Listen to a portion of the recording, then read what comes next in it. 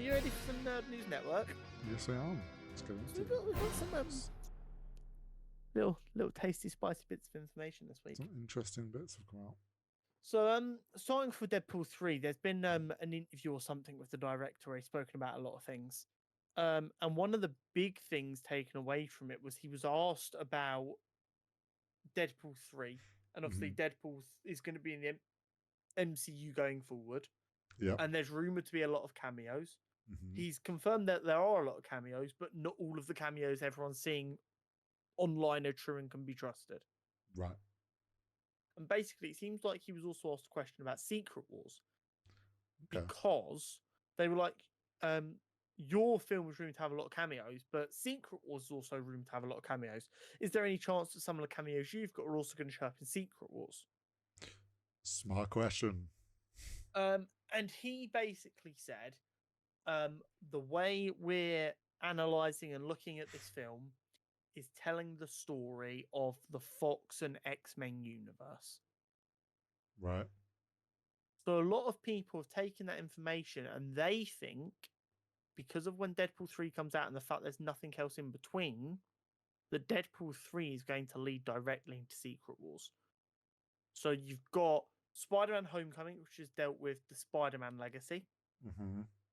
You're going to have Deadpool, which is going to deal with the X-Men legacy. Uh-huh. Then in Secret War, you get everyone back and you deal with all of Marvel's film legacy together, ready for a fresh reboot into something new. Okay. I can see that. So there are a lot of people who think, and I'm not sure I 100% agree or disagree, it's just an interesting consideration that Deadpool could lead directly into Secret War. Which, bearing in mind, Deadpool 3 is supposed to come out late next year, currently, assuming there aren't more delays. And Secret War was due to come out in 2025. I believe it's now 2026. That's a long time if Deadpool 3 literally leaves off ready for Secret War. That's a lot of time for us to sit there twiddling our thumbs going, okay, I need the payoff for that. Do you know what it might be? It's like, it doesn't lead directly, but it sets up all the X-Men stuff for Secret Wars. So we get like the start of the build up to it. But it is basically confirmed by the director himself that when they were writing this film, they were thinking about the legacy of Fox X-Men. I think that hints at a lot of the cameos. Which I think makes a lot of sense when we already had Hugh Jackman confirmed to be back as Wolverine and the leaked set photos which showed the fucking destroyed Fox logo in the background. Like, I don't think he's really given anything away there. Other than the fact that that legacy is going to play a part of the story and not just be the butt of jokes. Yeah. Interesting. We are Speaking of the butt of the joke, we are giving DC a proper railroading tonight.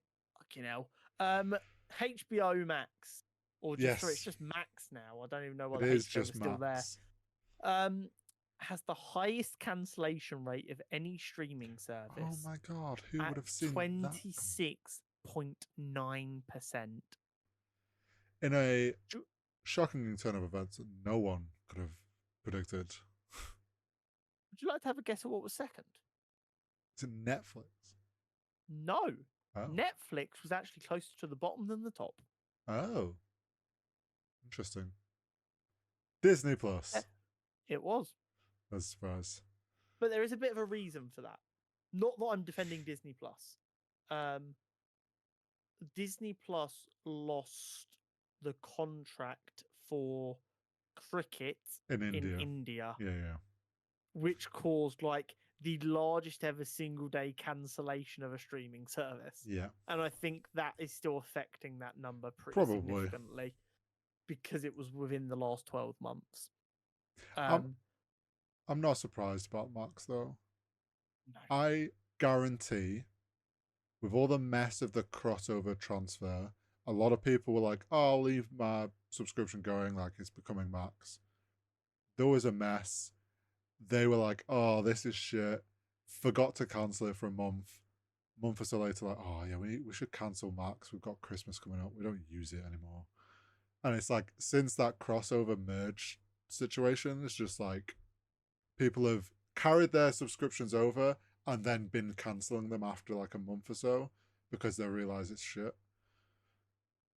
It's just But also, like with HBO, any of their good shows get put on Sky Atlantic in the UK. Like, we don't. Well, that's the thing. It's like they don't have the market's so limited as well. and a lot of Americans have gone, nah, I'm good. Yeah.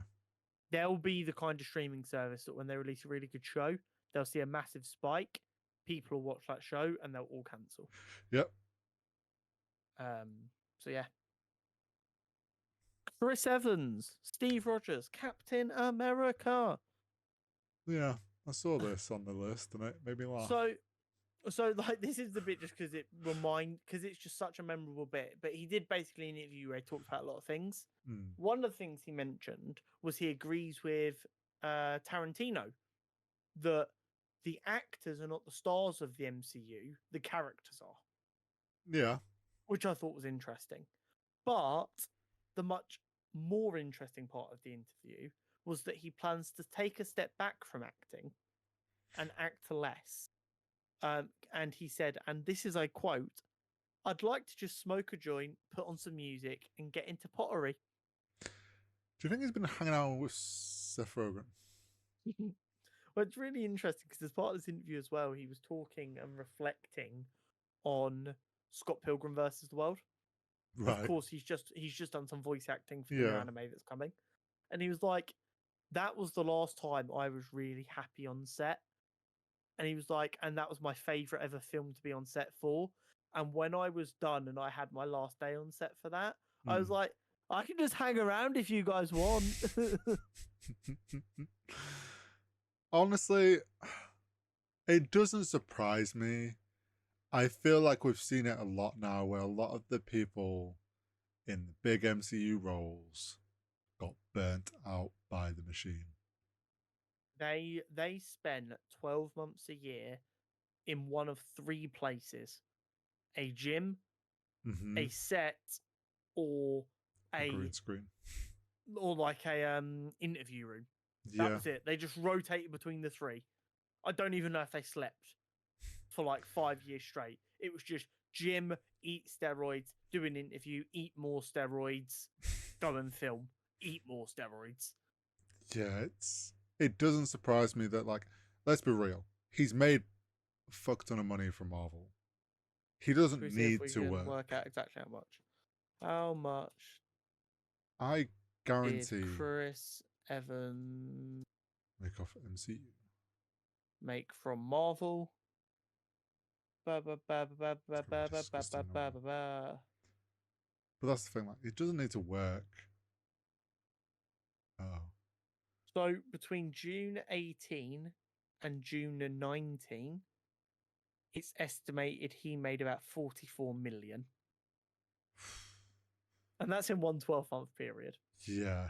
So he don't need to work. He don't need to act. I imagine the Marvel machine has burnt him out on Hollywood, like a lot of the actors have. When Disney finally cave and have to pay writers' residuals, he's going to be making bank from Disney Plus too. True. Man's just going to get up in the morning, put Disney Plus on to play all the Captain America films on repeat and go back to bed. Making himself some pottery shields. Yeah, it's not a surprise to me. Interesting comment, though. It made me laugh. It's so Chris Evans, and I think because for so long he was Captain America and he was under a Disney contract, he was very straight down the line. This is the Chris Evans I think of when I think of Chris Evans, though.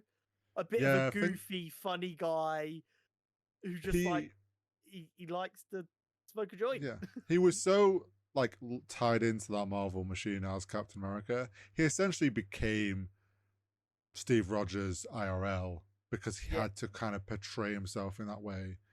And yeah, you forget that he's... Well, I'm pretty sure it's a rule in contracts that anyone working for Disney as an actor has to never refuse a photo op with someone under the age of 13. Wouldn't surprise me. So the whole idea is if a kid comes up to you Yeah. and they're excited because they're meeting Captain America, you take the fucking photo. Yeah. It wouldn't surprise me Um, at all. and I'm sure there was like caveats to that. It was like if you can't do it, you give them something instead. You don't just go no. You bargain with them, but Yeah, you don't if just you say can't do no. a photo, you do a signature or you do Yeah, you give them something else instead, but you don't leave them with nothing when they think they're meeting their hero. yeah. But it's fine because they're asking for too much money. It's true. Fucking Bob Iger. Oppenheimer. Mm. You know that film that came out in the summer and is now the highest ever grossing biopic. Yes, I saw that. It's finally announced roughly when it's coming on digital. Nice. Not, like all the other films that after it's been in cinema for one day, goes, this is the exact second you can watch it somewhere other than a cinema. Yeah. It's almost like the person who made it respects cinema. Yeah. It's almost like Nolan specifically had written in his contract, it will be in the cinema for 6 weeks and you are not allowed to release it on digital or announce it's coming to digital for like 6 weeks after that. Do you know what it probably was? It's probably the publishers are like, so when can we release this? Like, I've not decided yet. But we need to know from marketing. I'll tell you. And it's like they legally aren't allowed to make the decision themselves. Like he has to sign off on the date. And he's just like, you can wait. Sometime maybe this week, sometime maybe next week. But Oppenheimer will launch on digital in late November, which will make it, as is tradition, about 6 months since it came into the cinema. Sticks to his what he knows. God intended. As God intended. You probably find that's what he's always done for his films. Yeah, it's how films always used to be. Granted, it was different before digital and it was DVDs, but even then, it'd be about 6 months after it was in cinema, you'd be able to get it on DVD, which meant people had to go to the cinema or they'd have to wait 6 months. Yeah. Heck, cinema people. Now, this is a wild story that literally got more news added to it today, so it could still change. Okay. So, the Marvel's budget was reported to only be $130 million late last week, which would have made it the tied lowest ever for an MCU project. Okay.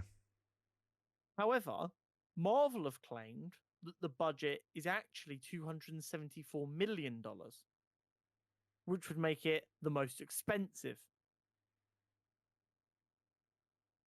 So people are of the opinion that that $274 million is actually including the marketing budget as well.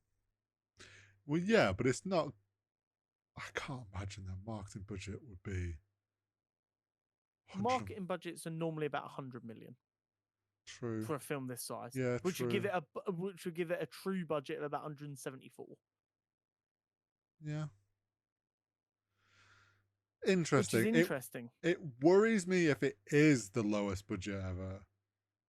Because there's a lot of VFX that are going to be needed. Yeah. And also, like, so you had 130, which was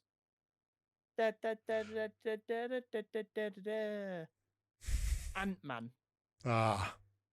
Look how well that went. Yeah, to put it in perspective, the lowest up until now was Ant-Man and Ant-Man and the Wasp, both at 130 million. The most expensive was, oh wait, this is only updated as to August 23rd, 2020, so this probably isn't accurate anymore. But the most expensive at the time was Avengers on 225 million. Right. I don't think that's accurate anymore. I think Endgame was higher. Probably. But still, 274 million for the entire film is bollocks. There is no way that's the case. But I just find this confusion about the true budget is very interesting when not even a month ago, it got reported that Disney and other studios are being sued for lying to financiers about money, do you know what this and how much stuff has cost, etc., etc. It's great, like that all that going on at the moment. Plus, if they're telling like, oh, we can't afford these demands because these are our outgoings for these films, and then suddenly it gets reported that the film only cost this much, And they've been saying, no, our film costs have been this. It feels like they're just trying to make up, oh shit, we need to like get our costs higher so that we can, what we've been saying is true. It's, yeah, very inflated numbers. And if they're doing that on this film, how many other films have they inflated by like shoving the marketing into it? Well, it gets better. Oh. As well as discrepancies over how much the budget might be. Yeah. Which I agree, there is potentially some trying to hide the numbers so they can give an excuse not to raise wages. Mm-hmm. Disney have also pledged $6 billion towards trying to improve their theme parks. Can't afford it though. But they can't afford 0.02% of their annual revenue going towards salaries for their writers who write the stories that allow them to make these theme parks. But don't forget, they're having to cut back on costs on MCU and Star Wars. It's fuck Bob Iger. Man, do you know what that screams though? It's like he's reeling in how much they're spending on the shows because they're not making enough money. So they're making that look better. He's pumping money into the theme park because that makes it a more expensive asset to sell. So just like we discussed a couple of weeks back of Bob Iger is just sitting there long enough to try and sell to Apple. Yeah. He's just trying to make it look good on the books for Apple. Teenage Mutant Ninja Turtles Mutant Mayhem is now on digital. Whee! I actually don't think it's now on digital right as we're talking about this. I believe it is actually today as this is going out. Oh, okay. The 22nd. Plenty of time to get a bunch of kids hooked on Teenage Mutant Ninja Turtles in time for Christmas. Yep. And another thing to go along with Teenage Mutant Ninja Turtles is, and this was like just after you left, some footage came out of them recording their lines. And basically the way Seth Rogen wanted it done was he got the four boys in the booth, as we already knew had happened because he's a big fan of everyone recording together. He would get them to do one take with the scripts. Yeah. He would take it away, give them the context of the scene, and tell them to go at it. Oh, okay. That's cool. And a lot of what made the final cut was the improvised stuff. Oh, wow. Okay. Which is why words like Riz were used. Oh. Because they are teenagers talking like teenagers. That's cool. So glad he did that. Yeah, and it was just a case of, no, but we're 40-year-old men writing about teenagers. We don't know we know what we were like as teenagers. That was 40 years ago. You guys, this is what needs to happen. Go. And I think it's also a testament to how fucking talented them kids are. Yeah, it is. To be able to just like... And they did because it was like a press bit essentially. They were also like talking, and they were like, it was so much fun just getting in there, and it really gave us like a brotherly vibe as well. I feel like these are my brothers now. But yeah, absolute comedy, and it came across that they were all recording together, but the fact that they built this natural charisma and chemistry with each other because they were forced to actually improvise instead of just reading their lines. Yeah. Really, really added to it, in my opinion. 100%. Another MCU schedule change. It's a catastrophe. It's hard to keep up at this point. So Loki was supposed to come out October 6th. Yes. Yes, it was. It's now coming out October 5th. Wow. At 6 p.m. Pacific time. So, which is going to make it like 2 a.m. 4 a.m. No. 3. 2 a.m. I don't know. Early Friday morning for us UK people, which means for us UK people, you're still going to watch it on Friday the 6th. So be extra careful about spoilers on the timeline because people don't seem to give a fuck anymore. This is true. Oh, I've literally had every single episode of Ahsoka spoiled for me. See, every single one. I don't know how I do it. I've had no spoilers, but I have people talking about spoilers. Yeah, so people just... I don't know how I do it, but I have people on my timeline being like, can I stop seeing spoilers for like Ahsoka? Can I stop seeing spoilers for Jujutsu Kaisen? And it's like people like, this week was terrible for people doing it. And I'm like, I haven't seen anything. How? Yeah. I'm just a master of just avoiding things, apparently. Yeah, it was. I literally, And this is why I'm also not in such a rush to watch Ahsoka, because I feel like I've seen 90% of the episode before I even get to sit down and fucking watch it. No, see, I haven't had. And the problem is, like, because, like, as bad as it is, part of my, like, morning routine is getting up and just checking my phone. I've not even woken up and processed the fact that a new episode has come out before I'm slapped in the face with a spoiler. See, I don't go on TikTok on a Wednesday morning. And this is why Americans need to fucking remember next time the British get something early and the British fans decide to ruin it for the Americans. But they won't. They'll cry about it. They did it for loads of stuff, and then we were getting Venom, and they were like, "Oh no, please don't ruin it for us. We'll be good, we promise." And we're like, "No, fuck you. It's time you learn." And they just go straight back to it because Ahsoka comes out like late Tuesday night for them, and they can watch it at like 11 p.m. their time, which means they've had 12 hours of fucking discussing it when we're waking up, and we're like, "Was good," and they're just all fucking ruining it. Scumbags, a lot of them. Get them gone. But yeah, so we're going to be even further behind on Loki being fresh when we're doing our episodes on it, because it's going to be like 12 hours earlier. Yeah. It's what it is. When I saw it as the 5th, I was like, "Oh, sweet." So we'll just watch that before we record. But then I saw the times it was going to be coming out, and it's going to be like silly o'clock Friday morning, because, you know, fuck anyone who's not American, am I right? Oh, well. But yeah, I'm looking forward to Loki. And that I think Loki and Ahsoka overlap by a week. Episode 7 is the 27th. Episode 8 is the 4th. Yeah, so episode 1 week 9th will be the 11th. So there'll be 1 week. I mean, there will be 2 weeks where we get an episode, but there will only be 1 episode where we discuss both Ahsoka and Loki. So yeah. Well, keeps the things flowing. It does indeed.